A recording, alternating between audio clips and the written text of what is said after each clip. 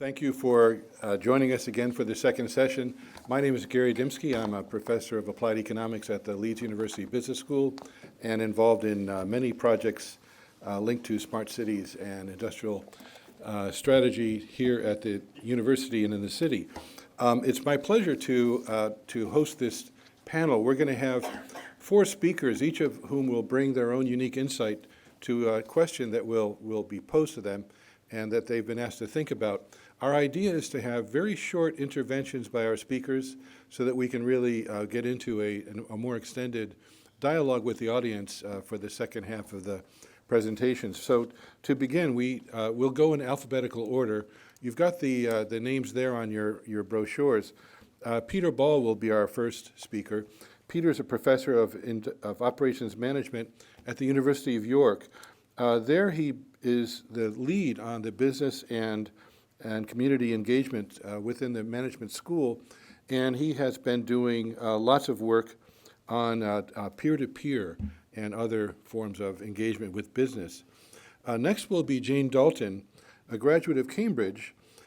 She has been focused for some time on various aspects of brand strategy and innovation projects. She's undertaken many examples of this sort of enterprise. And in 2008, she set up Groundswell Innovation as an agency that would specialize in commercializing and generating new ideas in this area. So she's going to talk to us about her experience there. Our third speaker will be Adam Lukmani. Adam is now the Senior Research Portfolio Manager at the Economic and Social Research Council, which is, as you know, has been integrated into the UKRI. In that respect, he works very closely with the UK industrial strategy, and he'll be telling us about this and have his own short presentation later. And last, we have Deborah Okenla. Deborah is the founder and CEO of YSYS, Your Startup, Your Story, which generates a startup community for founders, developers, creatives, and investors that are going to basically bring about a more diverse, inclusive society of innovators in the UK and in London particularly, with an aim toward basically social change and bringing social change into the business and community as a whole. So it's without further ado, let me turn the floor over first to Peter, and I'll ask every speaker to take about 5 minutes for your presentation. Thank you much. Thank you, Gary. Like the rest of the speakers, I'll be using notes rather than a PowerPoint slide. And I wanted to take two different angles, and I'll give you some stories around those.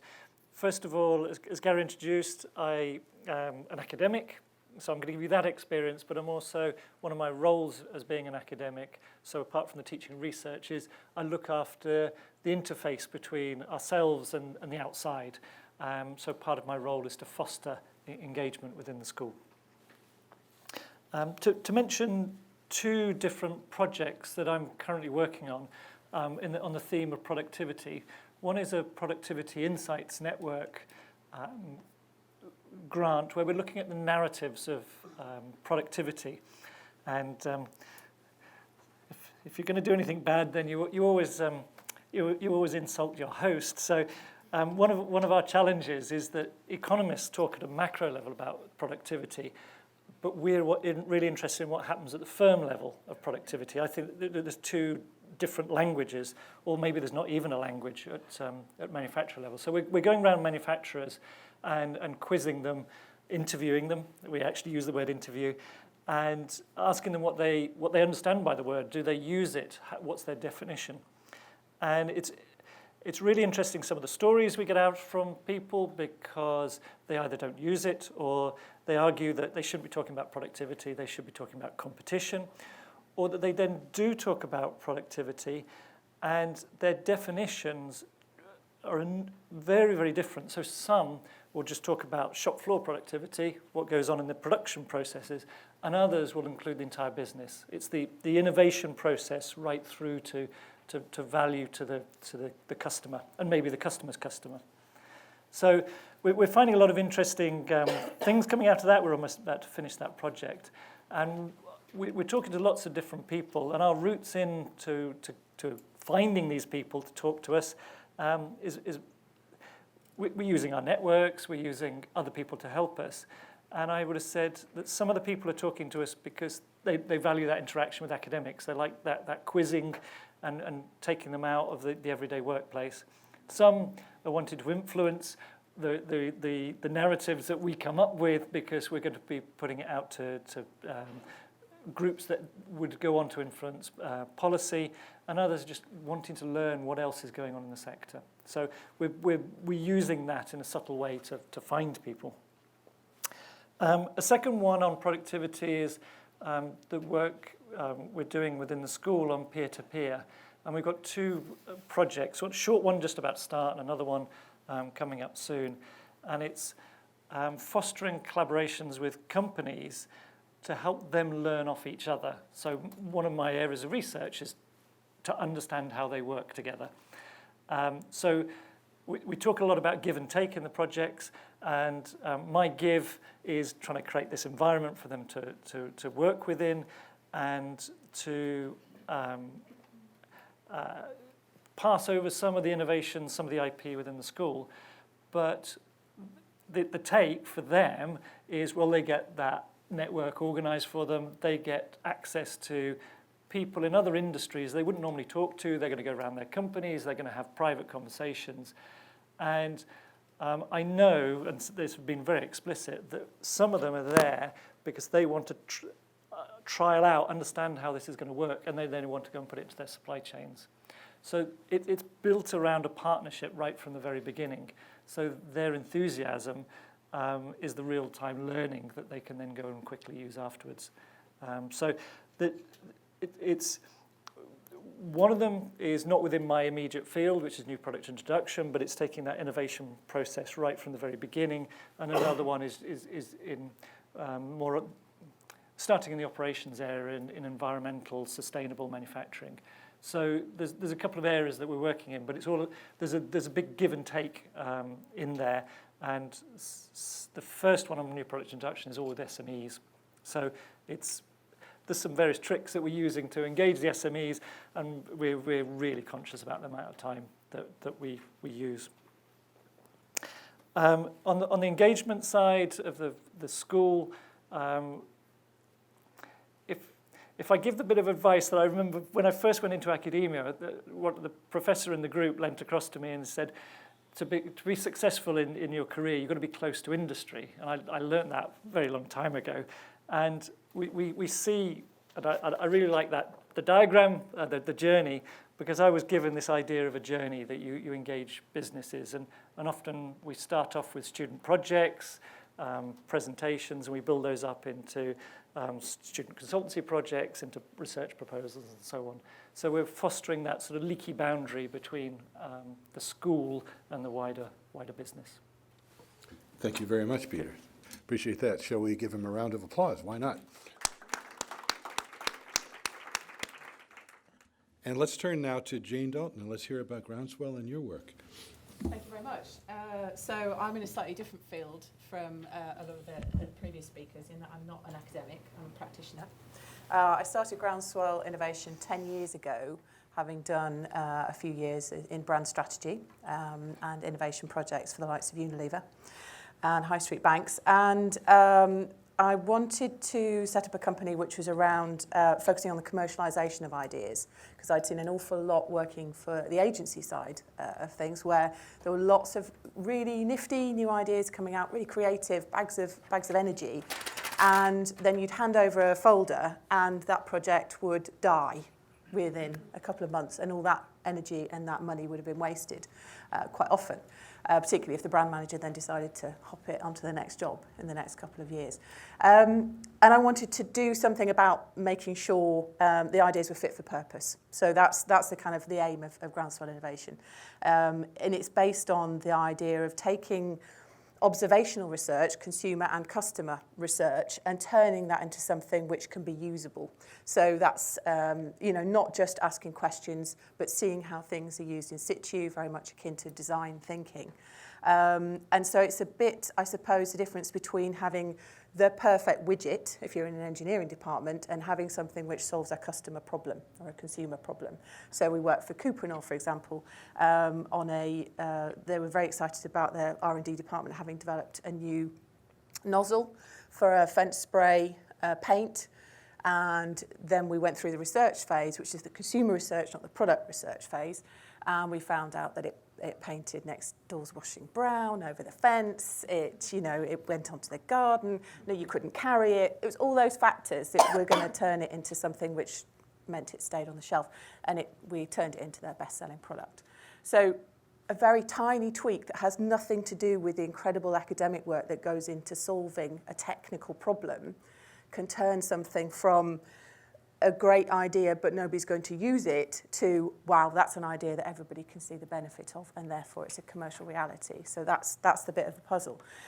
So as a practitioner, we live or die on delivering return on investment, and usually short term.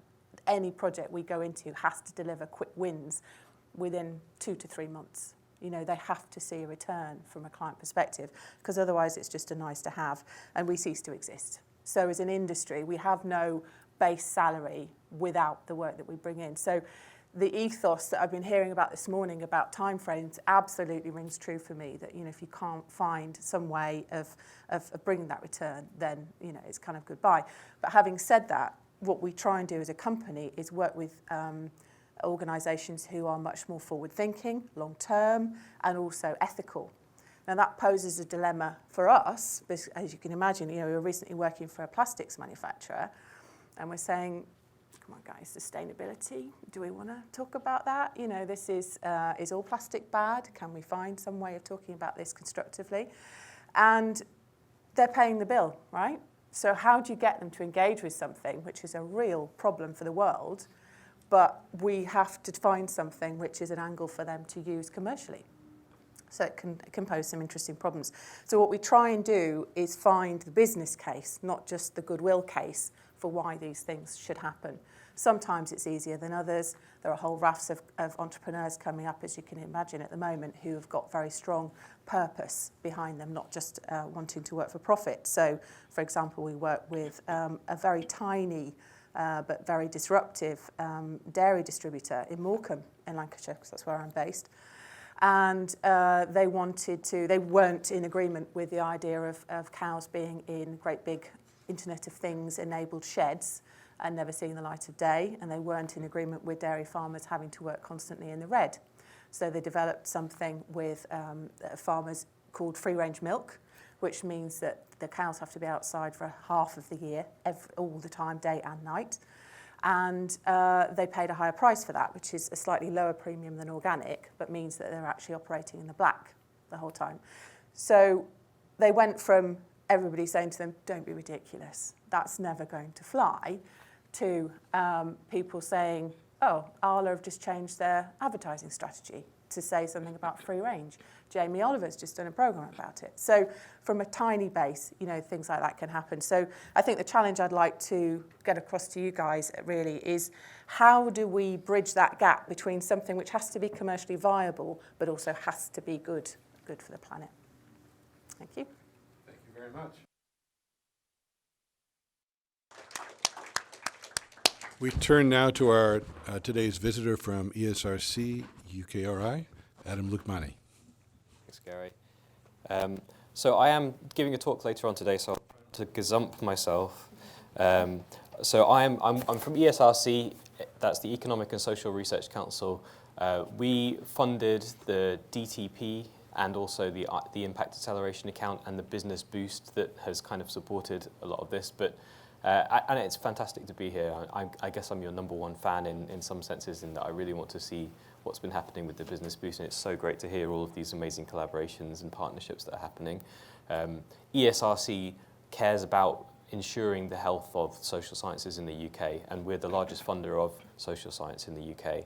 But we're not the only one, and there are other organisations, including EPSRC, who fund a significant amount of social science. One of our key things that we care about is making sure that the Industrial Strategy Challenge Fund has social science written into its DNA, so that there is an opportunity for social scientists to get involved in the future waves of the Industrial Strategy Challenge Fund as they come out. And you can all be looking forward to the next wave of Industrial Strategy Challenge Fund calls, likely to be coming in the next, probably starting from around June, July time onwards. And there are a lot of very relevant and interesting topics which I think that social scientists must get engaged with. But I'll talk more about that in my talk. I just want to kind of do a story time because funnily enough, my doctorate was actually on sustainability-oriented innovation, and I worked with a company in West Yorkshire on this topic. And it actually echoes a lot of what Jane was saying about kind of having a purpose-led sustainability mission. So this company, Interface it was called, makes carpet, and their CEO, incredibly dedicated to sustainability, I would say almost kind of fanatical about it. And he challenged his R&D teams. He said, I want to have a carpet that has a social dimension embedded in it. So he'd read the literature around, triple bottom line, understanding that you've got the environmental, economic, and social dimensions need to all be thought about together. And so he challenged his R&D team, get a social dimension into my product.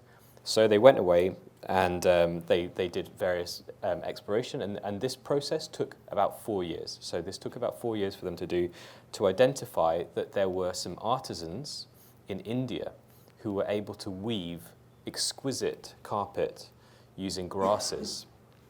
And it's a great story, right? Because you're using artisans from an area that is impoverished. You're partnering with communities that and in a way that aligns directly with their way of life. So you're not building a factory, you're not building a carpet factory in India. You're actually partnering with their skills and their artisanal talents, and giving them a route to market. But it failed, and it failed because the grass carpet wasn't appropriate for the applications that Interface wanted. It wasn't reliable enough. The quality was too variable, and the volume wasn't there. They couldn't scale it up. So it was an amazing idea, but it didn't have that final critical kind of getting it out the door. So they learned from this, and they went back to the drawing board. They kept that vision of having a social dimension embedded in their product, but then they went and they used some of the networks and connections that they made and the learnings that they'd had during that 4-year journey. What they did was actually they partnered with an NGO called ZSL, Zoological Society of London, who had identified that there was ocean plastic in and around in and around the Philippines. That was engineering quality plastic that had been discarded. It was fishing nets that had been thrown in the water because they were broken and the local fishing communities couldn't use them anymore. So they set up a social enterprise with these partners in the Philippines and told them, you guys go back into your oceans and pull those fishing nets out, bundle them up and send them to one of our supply chain partners who will then recycle those fishing nets, and then we'll put them into our carpets as part of our recycled content. So it completely integrated into their existing product line. There was no need to change it into a different quality product because it's just you're changing the source of your recycled content. But actually, it was a fantastic way to advertise their green, their green ambitions, and the customers loved it. So it was fully integrating a social dimension into their carpet. And that was the success that they had. Anyway, that was my story time. Thank you very much. That's an amazing story of building a community across many geographic lines. I really want to hear from Deborah O'Kenla, because she's going to talk to us about an organization. If you read the description of what she's been engaged in creating and founding, it seems amazing. Deborah, your story, and tell us about that, and how you put that together and what's going on. Okay, thank you, Gary. I have a slight cough, so if I've coughed like 5 times throughout, please do forgive me. So I also don't come from an academic background, but I'm super passionate about community, diversity, and social change. So I'll tell you a bit about how YSYS started, because it's quite a fun and interesting story, what we focus on now, and how we feel like we can add value towards the earning power of people, specifically Black individuals, and talking about wealth distribution and how actually if you empower underrepresented communities, they can go out and innovate and then build their own. So YSYS, it's currently now a diversity partnership organisation and a startup community of investors, developers, product managers and entrepreneurs.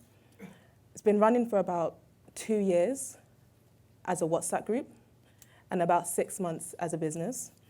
It started out when I was working for an accelerator and I felt very much like I was the only person of colour in the room and wasn't excited about that. So I decided to convene a few people that also sat on various intersections to join a WhatsApp group to talk about startups, to talk about innovation. From a WhatsApp group of 30, we've grown into a community of 200 people with an impact of 8,000 individuals. We focus on 3 things, which is diversity and inclusion training, so providing workshops on unlocking unconscious bias, privilege exercises with various startups, from startups to scale-ups and tech companies. We focus on community activities, whether that's giving underrepresented individuals scholarships to go to Silicon Valley. We also work on impact programs. So we're running an accelerator with the Mayor of London, specifically for diverse founders between the age of 18 to 24. We're also working on a hackathon with EIT, focusing on how diverse founders can build products to make the food agri-tech more sustainable and more accessible for all. And so from a WhatsApp group to now this impact organisation that's delivering change but connecting a community to capital, we've been able to really provide great impact. And our goal is by 2020 to provide impact for 100,000 individuals. So those are the 3 things that we do. I guess in relation to this panel, one of the stories that I'm super excited about is the work that we did with an accelerator called Fast Forward. So that was around our diversity and inclusion training. So they got a bit of funding to support diverse founders, but they didn't know how to use that funding and what approach that they should take. So we kind of onboarded them as a client and helped consult and kind of gave a few workshops on how they could do that. So what we did, we designed a whole campaign to attract diverse founders to apply, and then we also designed a campaign to attract mentors to also support on that program. One of the startups that we onboarded was called Afrocentrics, which is an Afro-Caribbean hair product, which is vegan made for women with curly textured hair. It's founded by 2 females. One was pregnant at the time with a small child. They got onto the accelerator, which is super exciting. And then we founded an individual called Andy Davis, who's an investor at Backstage Capital. So Backstage Capital is a fund that invests in can never say the acronym, but I hope you all know what I'm talking about, and women and people of colour, and we onboarded him as a mentor. So they had a period about a month and a half where they were supporting each other, pitch workshops, comms, investor relations, and they really grew and flourished a great relationship that even after the program, so even after their commitment, they decided to continue their mentee-mentor relationship. 3 months after that, Andy supported them in applying for a WeWork Creators Award, where the girls, or women, received funding of about $300,000 from WeWork. Now, they had been running their business for 10 years. 10 years with no other kind of support, no financial support. They would go to pitches and always shun down, like, why have you got a baby bump, and trying to still build a business. But WeWork had some faith in them. And Andy Davis also had some faith in them. After that, Andy Davis, so they've seen that these women are like really passionate about their business and they're growing and they're getting funding, then decided to actually invest his own money of about 100,000 into them as an investor. And when we went back to the client, like, this is the impact here is that, we've managed to connect 2 diverse individuals together. So Andy's a mixed race guy. He also has curly hair, has sisters, so understands that you do need different products if you have got textured hair. But really just fell in love with them as founders. They had that outlier attitude. And their relationship just, went from community to capital. And now as a team, they've grown, they've got a team of 5, and they've now focused on hiring diverse women onto their team. They've made some small investments in themselves to younger female founders that look like them.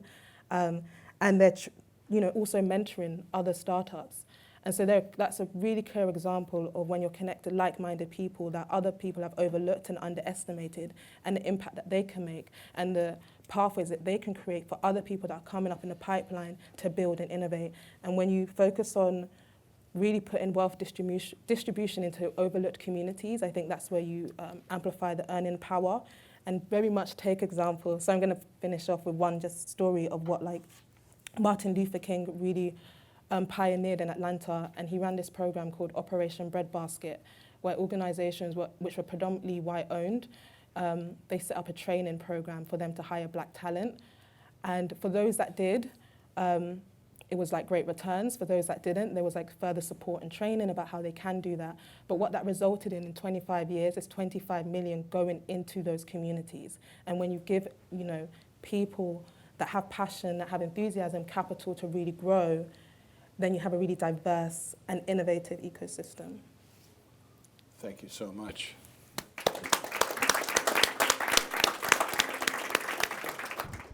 How to make that inclusive community real, right? And just to say that, what we're seeing in this effort across the UK, I think we should think of it as possibly leading the way for the larger world. The idea of cooperation is often said, but I found it to be more real here. There's a greater sense of urgency. And just one small example would be that, for example, there is now a very robust and innovative jazz music scene in the UK that is led by young people, young artists, all working on independent labels. You can look up a CD called We Out Here to see a sampling of the work. And it is utterly different, utterly unique, and forging a new direction in music independently of the New York scene and other scenes. We can do it, and we can do it here in the UK. Now, of course, I'm going to open the floor now to discussion. I want to know, of course, from our two entrepreneurs, what their links are to universities, if any, or what could they be. But let's kind of put that question out there floating. And let's open up the floor and get some people to ask some questions or make some observations, please. We've got lots of time for conversation. So who would like to start?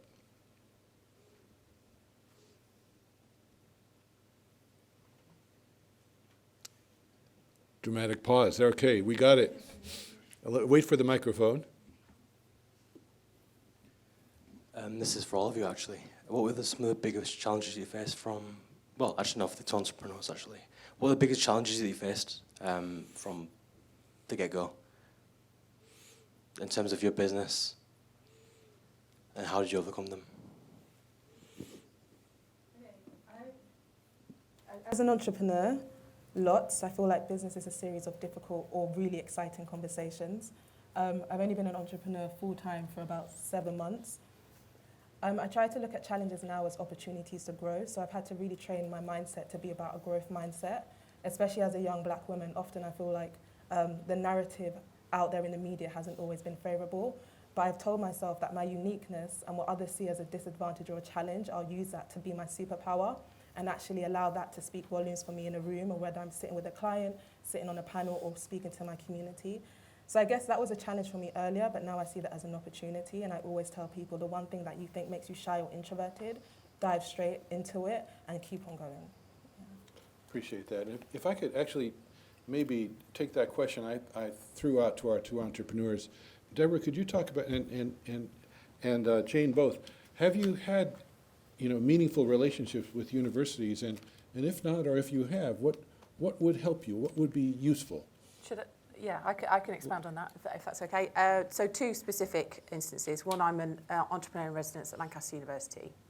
And I've been doing that for about 2.5 years. So I give my time to talk with students about my entrepreneurial journey. And that helps me, as much as anything else, to reflect on some of the challenges that I faced and how I got here and what are the things that keep me going. So that's been really valuable from my side, and hopefully also for the student side. And I've also worked as a practitioner alongside academics with industry. So my first client was Visa Europe, and nice first docket to get.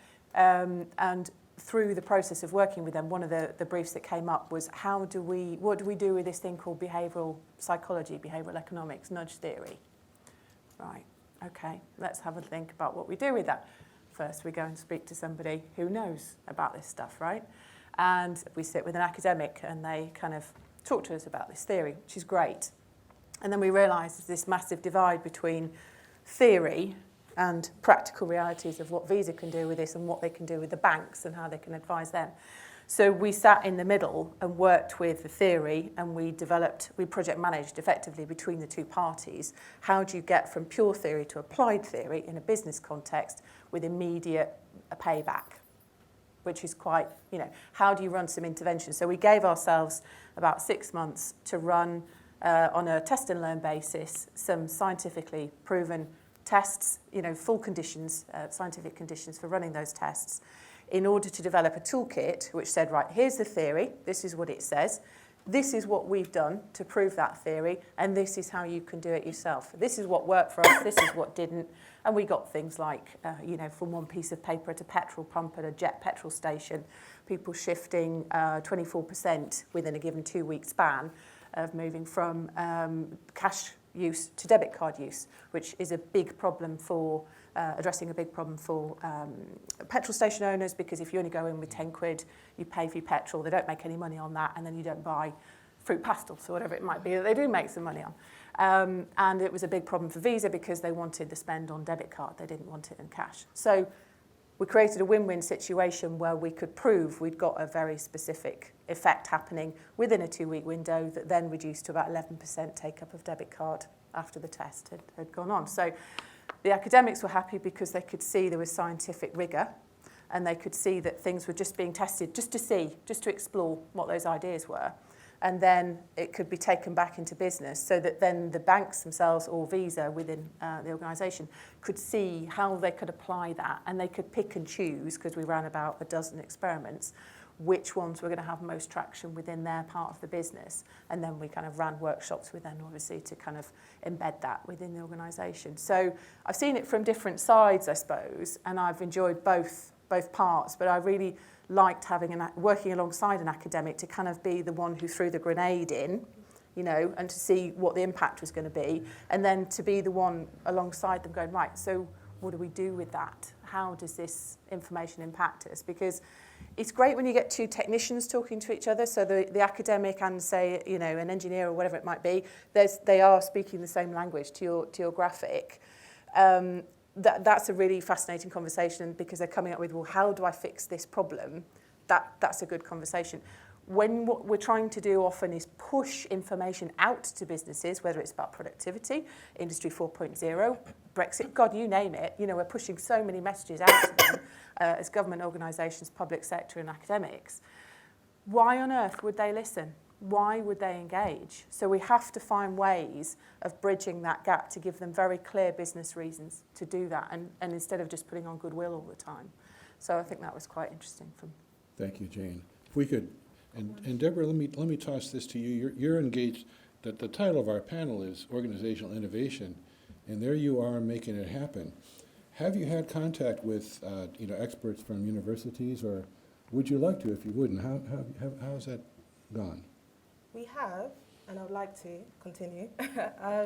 So we work with two universities, Loughborough University and the University of Westminster. So we're currently working with Loughborough University on an initiative called OneTech, which is to support 200 diverse founders get places on accelerator or startup support programs. That's also alongside Tech Nation, which is the Mayor of London's digital campaign arm, Diversity VC, which is a not-for-profit organisation, encouraging more individuals to get into venture capital, Capital Enterprise, which is a members network for other accelerators and enterprise agencies, and this is also funded by JP Morgan's Philanthropy Fund. And what Loughborough University are doing all the impact research. So the individuals that we onboard onto the program, we have a doctor researcher there who is assessing why people are engaging onto the program, why they if they do fall off, why have they? What other interventions or support mechanisms can we put in place? But for us, it's super important that we do work alongside them, because for us, when we go back to the funders, they really want to see the impact that we've made. And being on the grassroots, when you see another founder, you know that you've made some great impact. But then how do you relay that conversation for someone who hasn't been on the ground and they need to see the data and the quantitative and qualitative data there? So for us, it's really, really important that we do work alongside universities to kind of tell the narrative holistically as we can. We also work with the University of Westminster on an initiative called Founders Door Plus. So Founder Doors Plus is an investment readiness program supporting early stage founders that are looking to raise 250 to 1 mil. And because they already have, the University of Westminster already have various enterprise, entrepreneur, creative hubs and programs that they run, for them this works as a really nice next stage program for their students to onboard. At WiseWise, we're super passionate about impact and data, so we'll welcome, you know, other kind of academics or universities to support us, especially those researchers or lecturers that are supporting the younger students, because they are the heart of innovation, and they're kind of the next generation, and I'm super passionate at WiseWise about supporting the next generation of people. Thank you very much. Shall we turn back to the audience and let's gather some more questions and observations? Just a quick question. It sounds like there's an awful lot of business development support coming through the conversation, which is really important, and getting small businesses who are innovative into investment.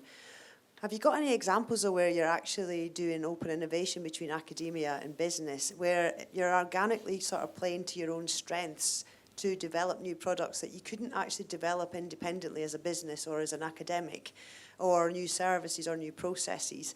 You know, where there's a real example of that natural innovation coming through because you've got that heterogeneous group of people who wouldn't naturally be sitting together in a room. And it'd be really interested to see if there's any examples of that. Thank you. Appreciate that. Tell you what, are there others who would like to throw observations or questions out there at this point? We've got a question in the back, and maybe we'll seek a third and then throw it back to our panel. Peter, we've always got you queued up.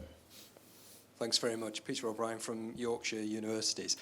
Question for Peter. You talked about peer-to-peer learning. Can you just say a little bit more about that? I'm really interested how businesses would be willing to collaborate as well as compete. And does that need to take place within kind of a supply chain in order for that to be successful? But I think this is a really important mechanism for driving innovation. So if you could say a little bit more about that, that would be really helpful. Appreciate that. And maybe another question, and if not, I've got one I want to throw out there for Adam, which is, you know, a discussion that we've always had, for example, at the Brazilian National Development Bank, was small business versus big business. And do you have special provisions for folks that are working with small, very small and startup businesses? Is that part of what you're aiming at in the work that you're doing? And let's have one more question. We've got a hand right here in the front with one of the speakers from earlier, Ivan. Hi. Very quick question related again to SMEs. So very often in cases where SMEs can be, and particularly startups can be innovative, it has been known to happen that they eventually get bought up, gobbled up by large companies. Sometimes the SME completely disappears, the founder just takes the money and goes. Other times, in more lucky situations, the location where the SME was, the SME stays there as part of a larger company, but very often that doesn't happen. Now, I can think of dozens of different state policies that can help with this, so either to keep the SME going, developing and growing, or at least make sure that the large company keeps it and develops it rather than just takes the tech, closes it, and goes away. But from an organizational perspective, from the perspective of either universities, support organizations, or entrepreneurs, is there something you can do to to increase the chance that this doesn't go this way, that the tech gets bought up and that SME gets closed, but that you encourage SMEs to not sell out, but rather to continue growing or consolidate or whatever else will help them keep developing? Thank you. All right, if I was in the U.S., I would say that, Peter, you're the leadoff batter. Okay, I'll address innovation and peer-to-peer. innovation in 3 different ways, just little snippets rather than fully answering the question. We're starting to get into open user innovation, and so are other universities, and we're trying to bring together academics and practitioners to look at this area in more detail. I'm not battling, that's the wrong word, supporting a first-year student at the moment. My duty as an academic is to keep him on the course, but he is sailing away with an incredible idea. Is about to change the payment systems across one part of our campus in the space of 6 months, and is drawing in people from the science part, from our mentors network. And so we've got an ecosystem where we're supporting just a mere first-year student who I wish him well, but he's got a great network, and we're learning as a university how to support those sort of very ambitious characters. And I'm sure we're like other universities where we're now creating spaces where our current students, our graduates, but also other businesses can come in and inhabit one space. Hot desk, we give them about 9 months to either move forward and we'll move them to a different room, or to fail but learn from that failure. And we're inviting other industries and businesses to come and hot desk in there because it's a convenient space, but also to provide advice. And I think the more porous and leaky boundaries we get around universities, we can create that sort of that innovation space. Interesting on the peer-to-peer side, I've been doing it across tiers, across a tier of the supply chain, at the sectors, rather than going up and down the supply chain, just because I'm still learning how to cope with that competition side rather than the pre-competitive. But I'm going to say something very naive about industry. I think some of the leaders in industry are increasingly lonely because just businesses are leaner and leaner, and they need a mutual support network. So I think there's a hunger for this type of mechanism. And one of the eye-openers I found was working with the brewing sector. They tell each other things that you get sacked for in other sectors. But there's that trust and that pre-competitive area, or knowing what's competitive and what's not. And they're incredible what they'll help each other out. One will phone up another and say, I need to know this. And they'll say, well, I can tell you over the phone, or you can just come and have a look at it. So I think building on those links where people really want that learning from each other, I think there's a lot for industry to benefit from that. Interesting. Appreciate that. This question of collaboration and competition has come up.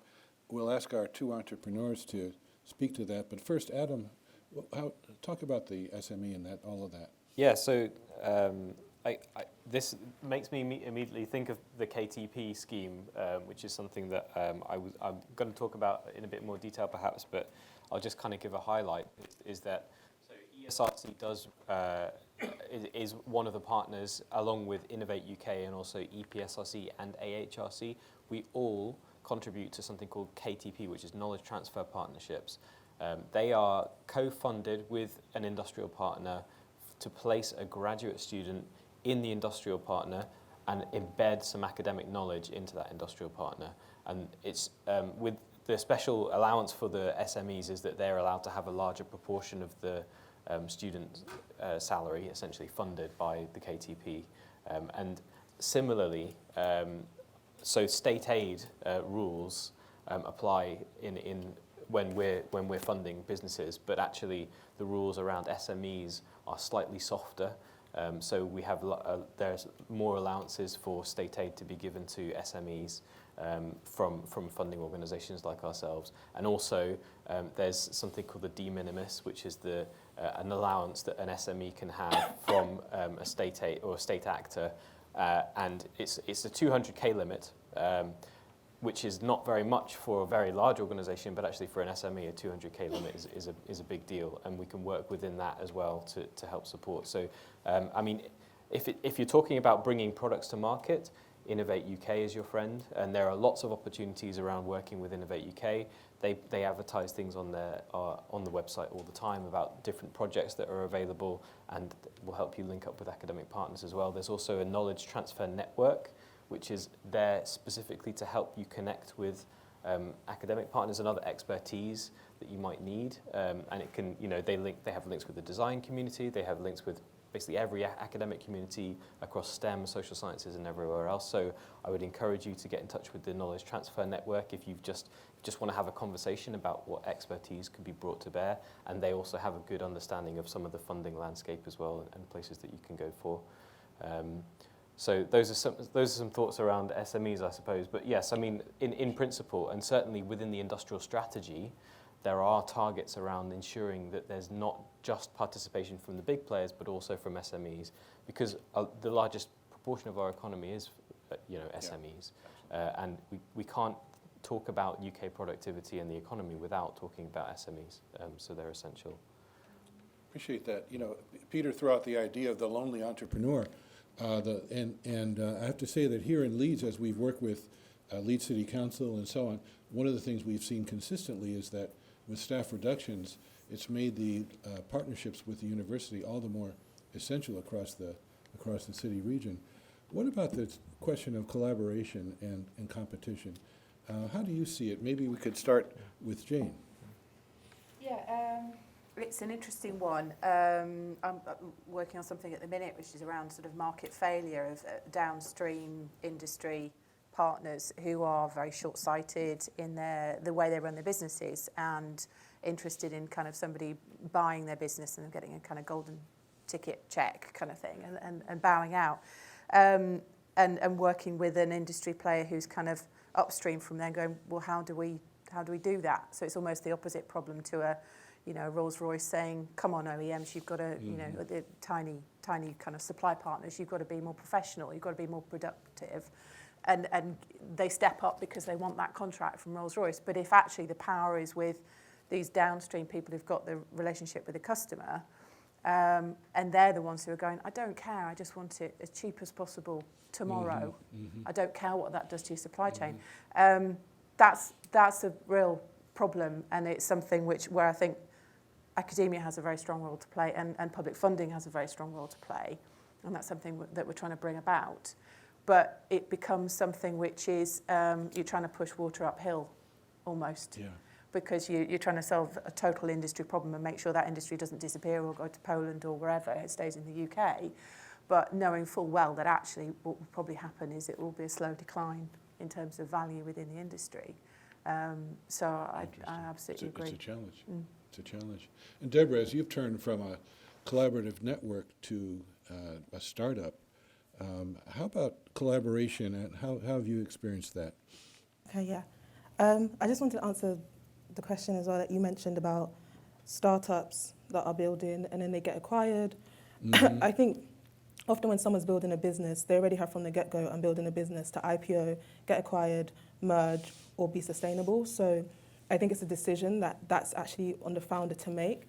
And then I think there's various things in play to make sure if either one of those things happen, that they get the best decision, they get the best outcome for themselves. So I think it's super important that you have a really credible advisory board that's going to help you make sure that your term sheets are right, your vesting periods are right, and that you're not getting, ridiculous. If you're getting 100 investors coming investing in your business, yes, you might, raise 2 million, but that means you've got to create 100 term sheets and have 100 negotiations, 100 people on your cap table, which isn't attractive for anyone. And I think often as a first-time founder, those are kind of, building your data room and getting all your documents in place is often where certain mistakes get made, so that when you actually do get acquired, you end up with this amount of equity, or you end up having to work 3 years with that organisation when the startup that got acquired is actually now completely a different business. So I think it's super important in order to safeguard that, is having really good advisors, investors that you actually want, and you're not just onboarding them because of money, but because they come with expertise that are going to help you protect you when it comes to conversations of, when it comes to the point where you have to hand over your baby or you hand over your prize to someone else that's going to scale it and take it to the next level. And that's where programs like investment readiness programs, startup programs, speaking to other founders, and that's where community comes into play. I think a lot of times when you're building a business, you're trying to build for innovation. I'm a big advocate for programs and reading books, but speak to other people that have been there. And it's really that ecosystem of founders and business owners that have been either one step ahead of you to understand how to navigate a certain conversation. Like I said in the beginning, business is a series of difficult conversations and really exciting conversations. And when you look at, for example, I think everyone knows, the story of Facebook, the hidden co-founder, where he got, some term sheets given to him, and Mark Zuckerberg tried to really push him out of the business and the equity, and he wasn't alert at the time of what that small money he donated to the business right in the beginning actually meant in the long term. Had he had a community and friends to help him navigate that, would that have been the case? And also there's, we've got unicorns and we've got zebras. Not everyone's necessarily building a business to IPO. Some people are building businesses, which we like to call zebras, who are trying to make profit and trying to be purposeful. And you can do that, and you don't necessarily have to take on investors. You can be like a MailChimp and just keep on going and being sustainable and be a billionaire. So also it's understanding that not everyone's often trying to build a business to IPO. Some people want to be purposeful and be profitable at the same time. And then when it comes to community and collaboration, I'm all for community, I'm all for collaboration. Every move you make is a strategic move. When it comes to community, it's very strategic. And it's all about goodwill, but it's also about the mission that you're working on or the industry you're trying to dominate. If that's first at the forefront of your mind, then you'll do everything possible that is rightful to ensure that business or that industry scales. Does that make sense? That's like a business advice that sometimes I don't know if it sinks in for everyone. But yeah, I'm all about community, and I think whatever you're working on, whether it's a small project, whether it's a team, whether it's a campaign, think like a startup. That's what my whole thing. Make sure that you have various people that sit on various intersections that are super skilled, whether that's, you've got one person that's skilled in research and academics, one person that's industry, one person that's practical, one person's at this. Have that, create that team. That's when you get these little innovations, these little hub teams within your business. And then just keep scaling that, have growth mindset, think like an outlier, and then just keep scaling that. Yeah, I hope that made sense. I appreciate that. Yeah. Let's, and I think there's some lessons there for us in terms of the fact that the community is there and constitutes the customer base, whether it be on your campus doing different ways of payment, or whether they be the customers in the community you serve. And it's not the responsibility of the entrepreneur to sustain that community, but we see at the same level innovation within the communities as well, as we're all striving to have prosperity in community, prosperity in business. Let us take maybe 2 or 3 more very quick questions, and then we'll have a lightning round of answers, and then we'll, at that point, welcome Adam to the stage to talk further about his work with UKRI and ESRC. Please. And wait for the microphone. Where's our microphonist? Over here in the middle, about 4th row.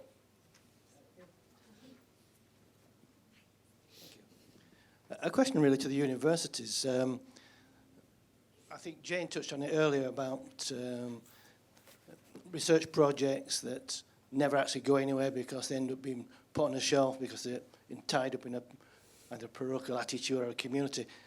By the same token, I mean, what you're actually doing here now is touching on things which could actually be disseminated throughout the rest of the world. For instance, we've got a potential sub-Saharan crisis which is going to develop eventually, and a lot of those communities there could possibly do with knowing about some of these initiatives, the way to move forward, etc. So how would the universities go about disseminating that information down to universities throughout the rest of the world to actually make sure they get some true benefit out of what you're actually doing here?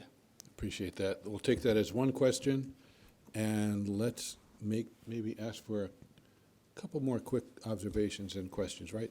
The lady in the 4th row as well. Hi, I just wanted to follow up, Peter, on what you talked about influencing the narrative, which I take to mean talking about the context that you do your business in, and that's the policy frame that sits in.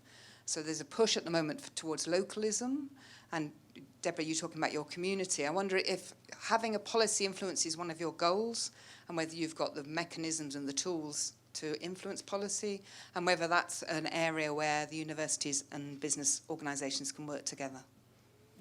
And let's have perhaps one final voice if someone else would like to pose a question or make a comment. In that case, let's leave it there, but let me respond myself to that first question. I would say that if we look at the UK is a metric-driven society and government, and the universities are part of that. The young academics and established ones are subject to the research excellence framework and teaching excellence framework and other things. And I think that the dissemination that is available and that's necessary actually to save our world often involves activities that don't count. And so I think it's the responsibility of senior professors to show leadership and to make those links and those connections. Their careers are established, and essentially, we are in the midst, in this country, as I see it, the 7 years I've been here, there's an engineering revolution. The people engaged in that are interested in basically a sustainable world with new technologies that are going to do things like fix the plastic problem, et cetera. It's really exciting, and at the same time, what we need in the universities, and what I think we have, are people who are willing to stretch, maybe to do that little bit more. It's outside of the boundaries, and I understand why there are metrics, in the country, and not saying that we should have none, but saying that essentially, for that is a dilemma. And I always, when I have a chance, I tell our DVC that the kind of truly impactful work that is needed these days will force some people into a situation where their allocation of time is not going to be producing those 4-star papers, and that's okay. The UK universities are going to be known by their contribution to basically saving the planet and the people on the planet at this point in time, and nobody's going to have a research excellence framework exercise for that. But I think that the degree of collaboration that I see and the degree of communication among universities here in the UK is remarkable, and that's an asset that we need to use.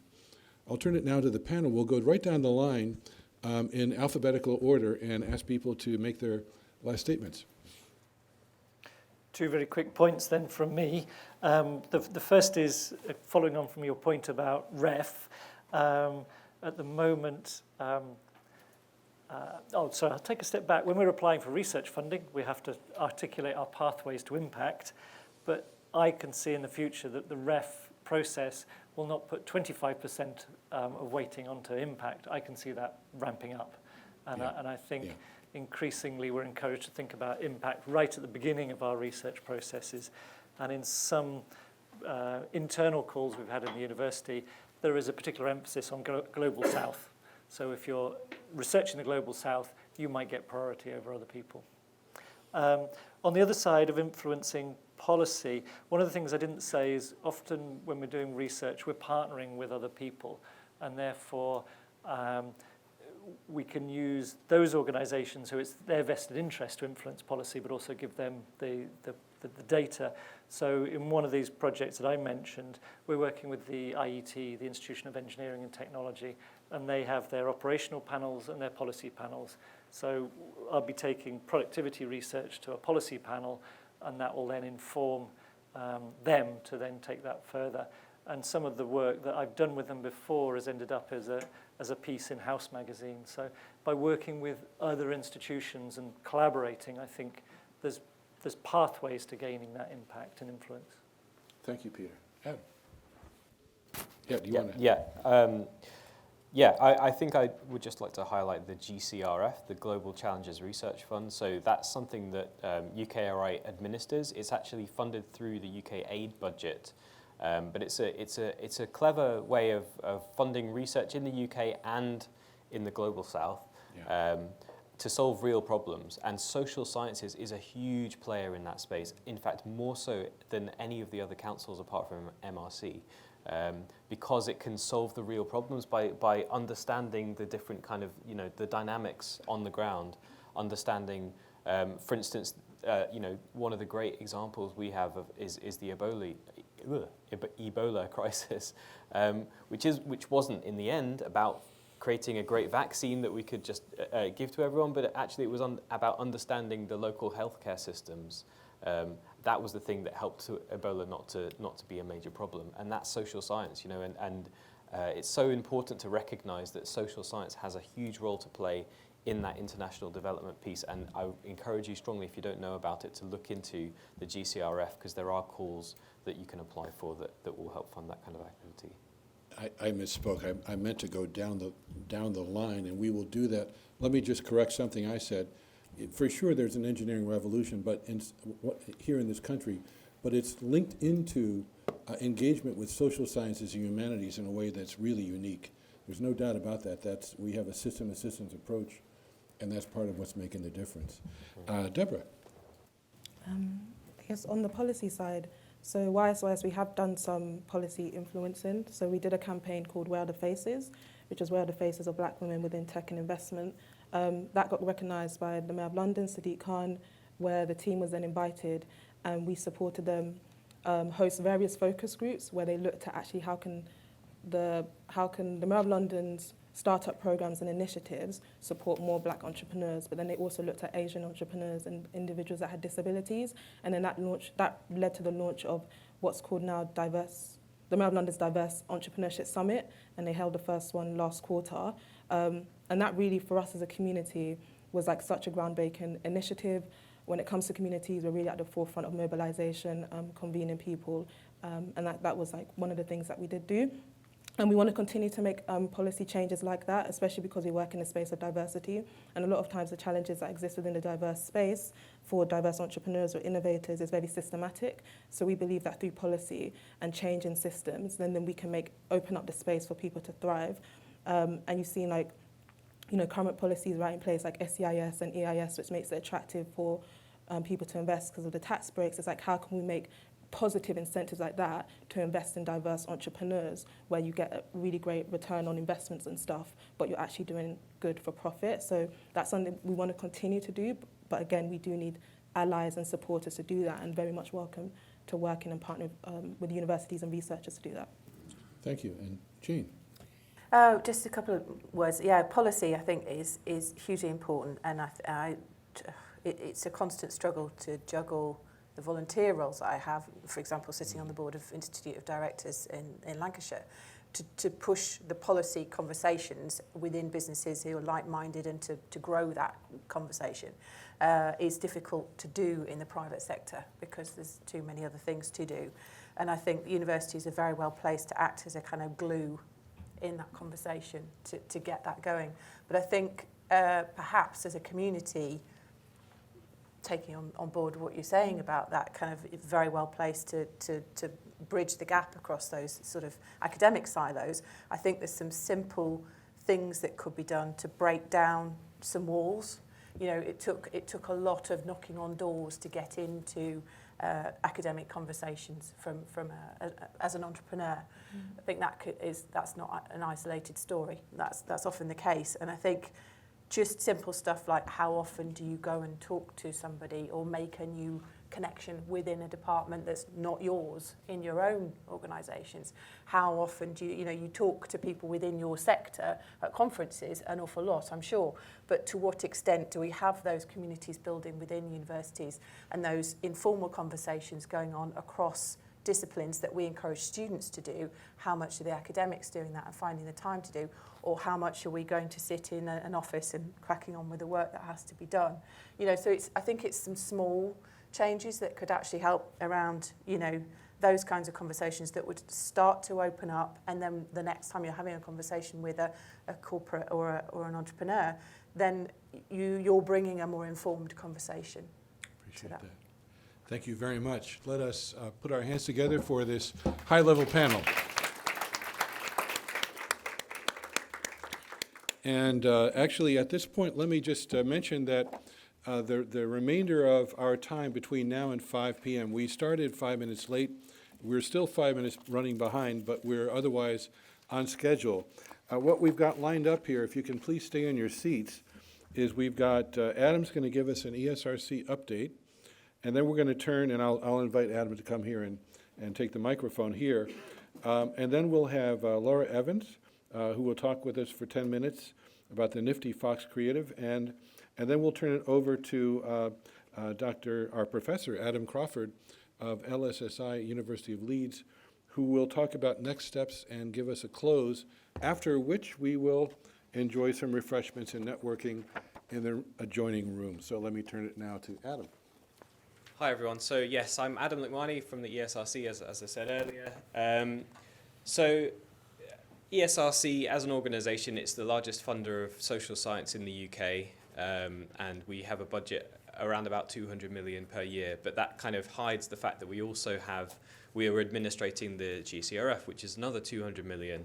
We're also contributing to the Industrial Strategy Challenge Fund, which is, this, in fact, Wave 3 is about 1.1 billion. It's shared among all of the different research councils, but actually we're levers on a much larger pot of money, which is all aiming towards social science in many ways. So I'm going to talk a bit about the business engagement in the social sciences and what we're doing in UKRI and in ESRC to try and encourage more business engagement in the social sciences. In UKRI, so that's the organisation that ESRC sits within, and it includes EPSRC, the MRC, other funding organisations, Innovate UK that you'll have heard of. Our role, in part, is to support the government ambition to have a 2.4% of GDP spent on R&D in the UK. So at the moment, it's around about 1.7-ish%. So increasing that up to 2.4%, you can do the maths. That's a massive increase in the amount of R&D spend. It can't all come from the UKRI budget. It has to be coming from industry as well. And so it's a challenge on us as UKRI and also on UK industry. How can we encourage and stimulate more money to be put into R&D and show that it's something that's worth investing in? And actually that would bring us in line with the OECD countries. So that is not an unrealistic ambition, and that's something that we're really trying hard to work towards. Collaboration is one of the UKRI's core values. So it's written into the DNA of UKRI, and I think that kind of aligns strongly with this the theme of this whole day. It's about collaboration, but I think more and more you're seeing the research councils and UKRI really strongly encouraging interdisciplinary and multidisciplinary, cross-disciplinary approaches to research, because working in isolation in silos, we all understand that there are benefits to that, but also it doesn't necessarily get to the heart of the problems, and you end up producing innovations that don't have a home and things like that. And working in a multidisciplinary way is just the best way to do that, to solve real problems. So in ESRC, so more specifically focusing on the organisation that I work in, Economic and Social Research Council. So what we want to do in the future, in working in looking at business engagement specifically, is that more of the research community, the UK social science research community, is valuing and conducting collaborative research and knowledge exchange with, rather than just on, businesses. So that's kind of a long sentence, so I'll kind of unpick that a little bit. And this is kind of a very much a draft vision for what we're hoping to achieve in the next couple of years. So at the moment, we recognise that social scientists, they aren't as strongly connected with industry as, say, your science, technology, engineering, and maths kind of disciplines. Those ones, you would say, maybe have a much more direct and obvious route to market. They're producing widgets, you might say, and industry like widgets. But actually, we believe and we know that there are massive amounts of potential for social sciences to engage with business and add massive amounts of value. And it's not just the business schools and the economists and not just the behavioral psychologists, but also we want to expand that to include, your political scientists or your social anthropologists. What could they do that can help industry to achieve their goals? And we want to encourage people to think creatively, and that's why we're going to be showcasing case studies of where these things have been done to inspire people and to help them see that it's not impossible for someone who might consider themselves completely away from the world of business. Actually, their ideas are super applicable and very marketable. And this with rather than on, that idea is that we do get a lot of research proposals and we fund a lot of research where We have our academic community studying business as a kind of object of study, maybe alongside others, and understanding how they interact and operate within a system, which is great and important and needs to be done and should continue, but also, is that addressing the business's problem? It's exactly like Ivan said, you need to start with the kind of impact that you're trying to achieve and then work back to what's the project that we should do that can help the business to solve the problem that they need to solve. So that's what we want to encourage more of. And to do that, we're thinking of 5 different pillars, I guess, of ways that we want to try and encourage that. First of all, looking at social scientists.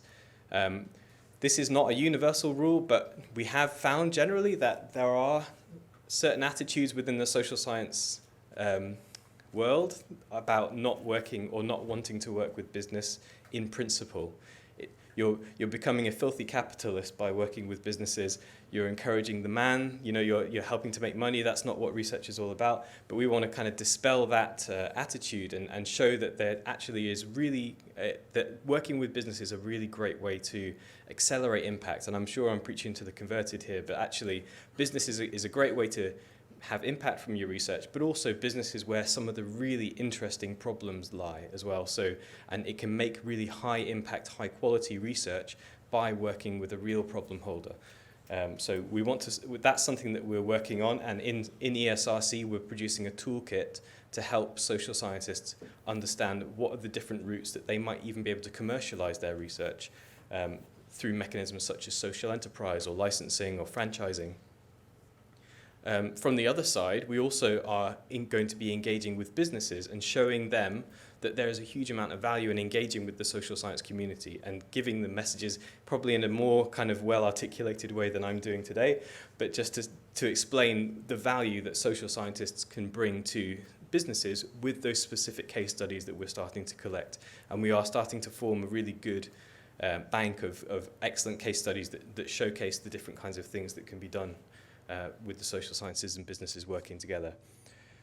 We also want to work with our key knowledge brokers, and that's a kind of broad term that we define as our KE professionals, KT professionals, knowledge exchange professionals, knowledge transfer professionals, the kind of people that would work in an impact acceleration account, and all those professionals that work in that boundary, exactly like Jane was saying, you're kind of bridging the divide between the ivory tower and the real world. Those are the brokers that we identify, and we really want to work with them to help them be champions for social science, because they're good at doing it for STEM, and I think there's work to be done in helping them to be champions for us for social sciences as well. ECRs stand for early career researchers, so we want to focus on our early career researchers in the social sciences, get them enthusiastic and engaged on the idea of working with businesses, and help them to be our champions. They are the next generation of social scientists, and I suppose the plan is that they are going to eventually succeed all the greybeards and take over the world, but actually they're also fantastic champions, and there's so much enthusiasm at the early career stage that can be harnessed to achieve this kind of goal. And so that's an area that we're going to be particularly focusing on. And also we're going to be looking at internally training our staff and making sure that ESRC staff and wider UKRI staff are sensitized to this need and are working towards it. I kind of talked a bit about these things, but why do we want to boost business engagement? The Business Boost Fund, it was something that we put out because we wanted to see more collaborations being built with businesses, and it's fantastic to hear that that's been happening. It also was there to help you prepare for the industrial strategy, and having those collaborations in place, so important in order to be ready to apply for different funding, and have the collaboration partners ready to go. So the Business Boost is there to help kind of make that happen. And the reasons that we want that to happen are because we think it improves the research, it makes it more robust. You're solving real problems, but you're also getting access to data, you're answering new kinds of questions, you're accelerating your impact. So yes, I think I covered that. Just to say what we mean by business, and this varies depending on what organization you ask, but in ESRC, a business for us is something that makes a profit, but it can invest its profit in its members, so a cooperative would count, or the services that it provides, so building societies or housing associations, or use it for the public good. So having a social enterprise defined as a business in ESRC is quite interesting, because that means you can have an organization that is not just purely driven by shareholder value, but actually has a social goal as its mission. That is counting as a business from our point of view, and we absolutely want to support and encourage researchers to think about social enterprise as a route to commercializing and working with business. It excludes grant-funded organizations and charities, the public sector, and universities. So I'm sure that would be no surprise to you guys. The Business Boost specifically, I just spoke about it, but it's we funded about 26 of these. I think it was exactly 26 of these in 2018. It's up to 100K that was awarded. There were two goals. One of them was that building collaborations, and the other one was preparing for Wave 3. And I hope that you'll agree that you've seen a lot of interesting collaborations that have been formed over the last couple of months. So very, very quickly, this has unlocked a lot of potential, which is really good. And I'm seeing that not just here, but across all of those 26 that we funded, starting to get new partnerships and interesting approaches and ways to build new collaborations with businesses. Some are focusing very narrowly on specific businesses and building a really deep connection with those. Others are kind of going out to as many as possible and seeing who's interested. But I think many different approaches are being taken, and we're going to do a lot of learning after the reporting has come in for that to understand which approaches worked well, and we'll be disseminating that information as well. With the next round of with the next round of IAAs, so impact acceleration accounts, having just been funded, we're looking to see that kind of approach now to be embedded within the impact acceleration accounts, and we hope that this kind of startup for the collaborations will continue, and that the relationships that have been established with the Business Boost will continue to be exploited and develop. So some opportunities. First, I would say that the industrial strategy Wave 3 is a big one that you should all be thinking about. That's going to be coming up in 2019, so summer and autumn, there'll be calls coming out. There are 9 different areas, so if you want to read about these, there is actually a blog launched. It's on Innovate UK. If you Google for Mike Biddle, Industrial Strategy Challenge Fund Wave 3, you'll find it. And these are the 9 areas that have been announced. So we've got smart, sustainable plastic packaging, driving the electric revolution, which the acronym is DER for that one, digital security by design, commercializing quantum, accelerating detection of disease, transforming foundation industries, future flight, industrial decarbonizing, and manufacturing made smarter. Some of you will know some of those, but I think it's really important to see the big picture of all of these together. There's social science in every single one of these, and it may not be apparent from the title, but actually it's super important to recognize that you can make a big contribution to these.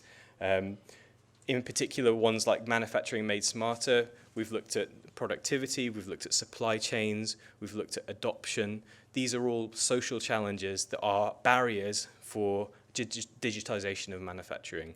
And you can apply similar thinking to areas like future of flight. You know, yes, we need to do research around how to make autonomous vehicles that fly, how to make batteries that work in that kind of environment, how to make them sustainable, but also how are we going to get the Civil Aviation Authority to accept a new type of vehicle in our airspace? How are we going to get passengers to trust a autonomous flying vehicle? You know, there's big challenges there. So yes, these are profoundly social challenges as well as technical ones. And yeah, please make sure that you're in tune with that. Another one is the KTP. So this is something I mentioned briefly in sitting there, but it's a big one that we want to try and promote. It's for funding that graduate going into a business and embedding an idea in there. Usually around 2 years, although you can vary the length of the project. The success rate is really high, which might be attractive to many of you. There is an ESRC budget available to this, and it is underspent, so I would encourage you to explore this opportunity. I don't know how many hints I can drop here, but please do look at it. Also, Bayes have just announced another 5 million for KTP activity that's specifically productivity focused. and they're going to be targeting the business schools area. So think very carefully about whether that's something that you can get involved with. The unique thing about ESRC-funded KTPs is that we can fund charity and third sector as well as businesses, whereas the Innovate UK-funded KTPs have to be business-focused. So we can go fully into the non-profit sector as well, and that's an important thing to note. Other things that we're doing internally in ESRC to support business engagement is we've got a commercialization tool that's going to be coming out soon. So I mentioned this very briefly, but it's basically going to be a toolkit that is a supplement to our impact toolkit. So we already have a fantastic impact toolkit on our website, the esrc.uk/RI website. That is being expanded to include a kind of very brief primer into commercialization, so that if there are social scientists out there who are looking to dip their toe into commercialization, this will hopefully give them a starting point. It explains what it is, why you should think about doing it, and it's trying to persuade you also to think about all of the good things that can come out of commercialization, and gives you some pointers to where you might go next for commercialization. Okay. Yeah, and I just wanted to plug as well, there's Tim Vorley is running an event called Catching the Wave. It's on the 20th of May in Sheffield. It's free to attend. It's about how can the social scientists get involved in industrial strategy, and there's a link at the bottom there. I don't know if these slides are going to be circulated, but if you need the link, come to me afterwards. All right, done. All right.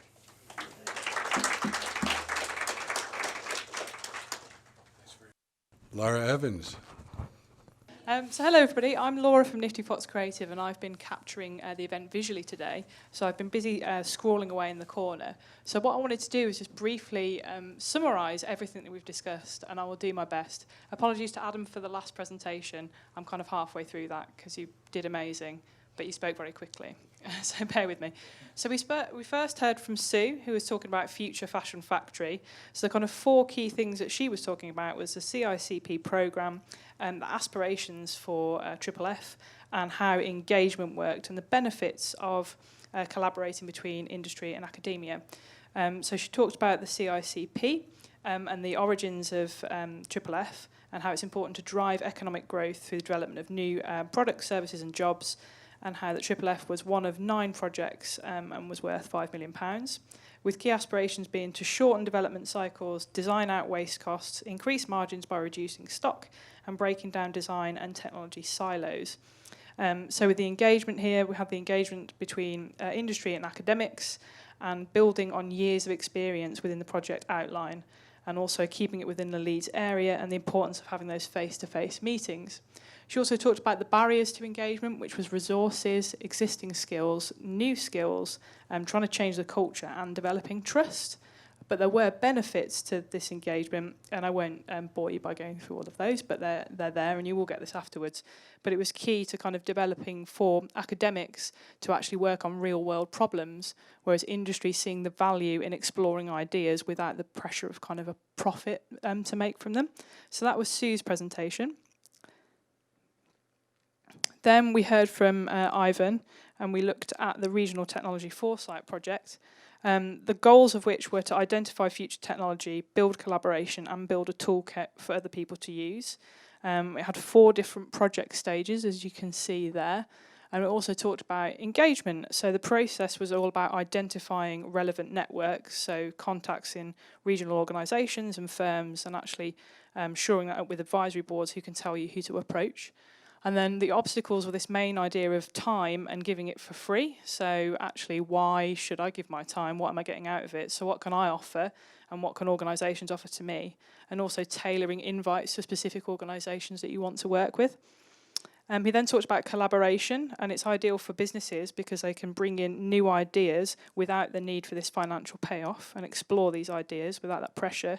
And for academics, they can use on-the-ground knowledge to apply to their research, which is then easier to apply to policy making and thinking too. And key advice was for businesses to think of academics as a useful engagement partner, and for academics to think about how their project actually applies to the real world and applies to the business. So that was Ivan. Then, and I'm still finishing this one off, Sarah, as well, so apologies for that. We looked at assuring autonomy, and that it's a £12 million partnership between the University of York and also, is it the Lloyd's Register? Perfect, thank you, I'll write that on there properly. And it's all about focusing on the justified confidence in safety and technology of automated systems. So we looked at some demonstrator projects that was for vehicles, healthcare and robotics, and I thoroughly enjoyed drawing a robot there for about 5 minutes. And also there's a development of the international community side of it as well, with an online resource that shows the results of assurance projects for all to use, that there's networks that focus on making autonomous systems safe so that we can share that knowledge, and also programme fellows from industry that actually the aim of their research and their work is to share the impact of their work for the greater good. So that was Sarah there. Then we moved on to our wonderful panel, and this does look busy, but I will take you through it. And I've so loved drawing you all, by the way, so I hope you don't think I've murdered your portraits. But you can punch me on the way out, that's fine. So the key kind of themes here was all about this idea of innovation being able to be led by networks. And I really like something that you said, Peter, about this leaky boundary between the university and the outside. So I kept hearing that. And then I got to draw a leaky boundary, why not? And also the idea of there's the kind of tension between values and sustainability and the need to be commercial, which I think is something that Jane talked about there, and balancing that. And also this idea, I love what you were talking about, Deborah, about the idea of community and diversity inclusion, and this idea of turning community into capital and how we can have a much more kind of inclusive way of doing business. And also something that Gary talked about was this idea between collaboration versus competition, and how that the UK and universities are a metric-driven society, and actually this stops us from producing research that can kind of save the world. But I'll let you go through that afterwards to kind of pick out the key ones. Also, Adam, I feel like I've not mentioned you, and you also talked about the key importance of knowledge transfer partnerships and networks, and how we can share that best practice and knowledge too. And then I'll briefly go through what I've got down for Adam, but I will go through this, which is how ESRC is lord of all social science research funding, and which was, I was getting that through the presentation, and the challenge of the industrial strategy and how R&D money should be spent. And the key thing I took away was actually more research with businesses, not on them, and how we can move them forward. Had some areas to work on, and I'm drawing a toolkit, and there was also stuff about the benefits of collaboration too, but I will finish that off while you're all having a lovely break. So that's what I've been doing all day, and you will get this as a PDF after the event with individual images too. So I really hope you found that useful, and it helps you keep the key messages in mind. Thank you. Thank you very much. We began the day, or the afternoon, with Professor Ruth Blakely, who's the director of the White Rose Doctoral Training Program, and we're going to end it with a presentation by a professor of law and the director of the Leeds Social Science Institute at the University of Leeds, Adam Crawford. Thanks, Gary. And I'm very conscious that I'm standing in the way of networking and drinks. In fact, I'm actually eating into it. So I'm going to keep what I've got to say brief. I was asked to do kind of three things. One was to pick out some highlights from this afternoon from across the meeting. A second was to say something about where next, and the third was to close. In many senses, Laura's done the first job for me, and the fact that her resource will be circulated is going to be really useful, and will give us a kind of a illustrated and animated version. But I just want to pick up on a very small number, and won't detain you, in terms of, I think, some of the key points, and there have been too many to try and synthesize, and so the richness of what Laura's produced, I think, will be really valuable and really useful in going forward. I kind of go back to kind of something that was said right at the beginning, which was in terms of thinking about engagement, and in thinking about engagement with external partners, particularly the business community, talk less and listen more. And I think that's a very useful summary of both actually what today's been valuable, but also in terms of thinking about the nature of that engagement. But also, and we've heard some wonderful experiences and stories about engagement as a journey. And engagement as a journey across the development of particular projects, particular enterprises. But what seems to come across very clearly is about engaging early in that process rather than leaving it to a later stage. And I think that notion of the journey is particularly illustrated again in Laura's kind of journey across the different aisles and reefs of that process. There's also, I think, a recurring set of questions and set of issues about timescales and the way in which we work around time and the different competing timescales. And the language, that language matters, that conversation matters, that the capacity to translate from different languages and the way in which we communicate across some of those different professional boundaries, I think, are acute questions. Clarifying the benefits for the different partners, but also looking to shared benefits that may arise as a consequence. I also like the notion of leaky boundaries. But it seems to me actually that the kind of the porosity of the boundaries that exist, particularly from the perspective of the universities, is actually, it's not just about boundaries, it's actually about culture change.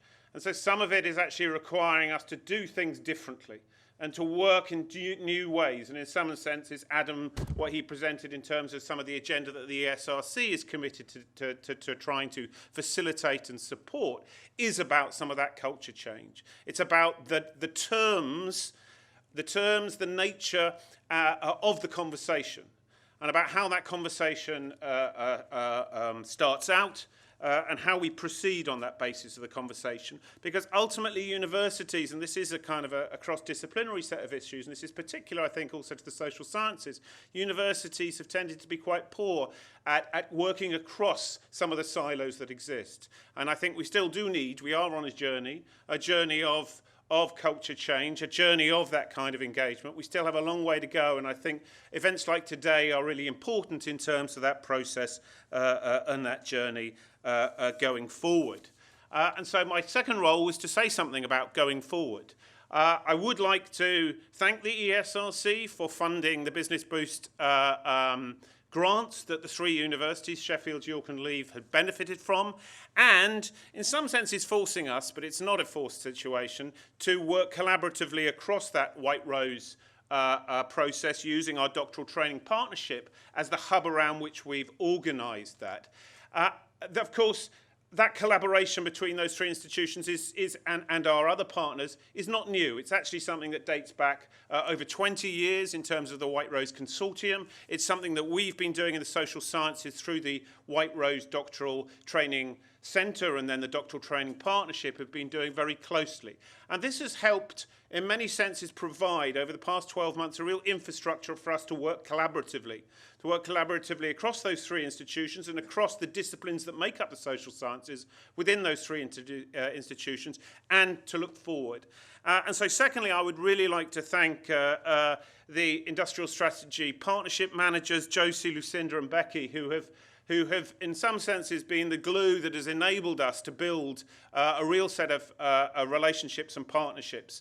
I'm very, very pleased that although the funding from the Business Boost is coming to an end, that actually all three of our Industrial Strategy Partnership Managers, Josie, Linda and Becky, will be continuing to work within those institutions.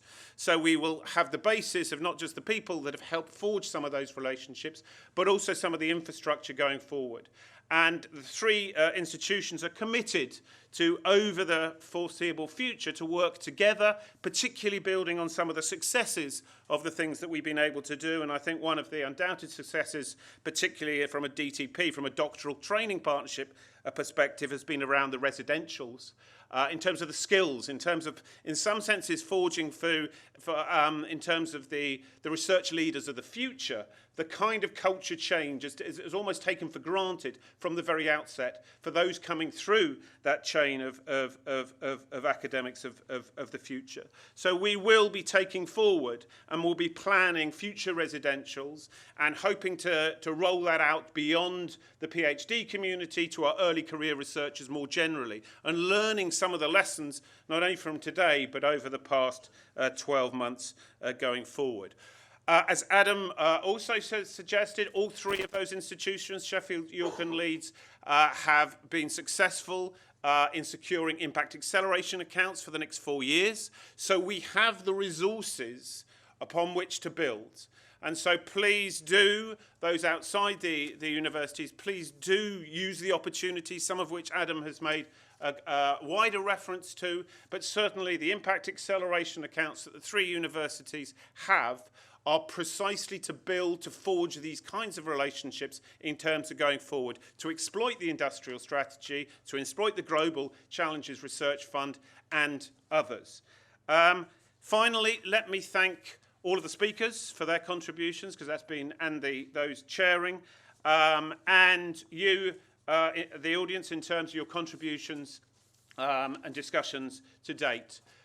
Finally, therefore, it just leaves me, as well as to thank you all, to invite you to join us for a drink.